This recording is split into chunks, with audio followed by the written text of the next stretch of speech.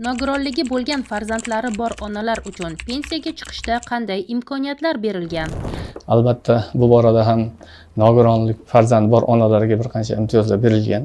Xususan, shu fuqarolarni davlat pensiya ta'minoti to'g'risidagi qonunning 12-moddasi Z bandida ham shu nogiron farzandi bor onalarga ularni 8 yoshgacha tarbiyalagan bo'lsa va kamida 20 yillik ish stajiga ega bo'lganlarida umumiy belgilangan yoshni 5 yilga qisqartirilgan holda yoshga doir pensiyalar tayinlandi. Ya'ni ayollarimiz uchun pensiyaga chiqish yoshi umumiy 60-55 yoshda 20 yil staj bilan tayinlanadigan bo'lsa, nogiron farzandi bo'lganligi sababli ularga 50 yoshga doir pensiyalar tayinlanadi. Bundan tashqari nogiron farzandni tarbiyalagan onalarga ish stajlarida ham imtiyozlar belgilangan. Ya'ni aytaylik, o'sha nogiron farzandini tarbiyasi bilan mashg'ul bo'lib ishlashga imkoni bo'lmagan davrlarini mehnat staji tarkibiga qo'shish imkoniyati ham bor. Bunda o'sha ayol kishini, demak, o'zini ish haqi olib ishlagan ish staji 7 yilni tashkil qilishi talabi qo'yiladi. Undan keyingi davrlariga, demak, nogiron farzandga qarab turilgan davrlar ham ish staji sifatida inobatga olinishi mumkin.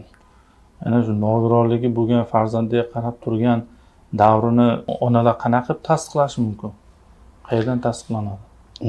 Bolalikdan nogironligi bo'lgan onalar, demak, 8 yoshgacha nogironligi belgilanganligini tibbiy ijtimoiy mehnat ekspertiz komissiyalari tomonidan belgilangan tartibda rasmiylashtirilgan nogironlik belgilash to'g'risidagi xulosalar asosida pensiya jamg'armasiga axborot tizimlari orqali yuborilgan ma'lumotlar asosida inobatga olinadi. Demak, 20 yil staji bo'lsa, nogironlik bo'lgan farzandlar onalari 5 yil oldin pensiyaga chiqishi mumkin. 50 yoshdan. Undan kam staji bo'lsa, lekin chiqa olmaydi, to'g'rimi?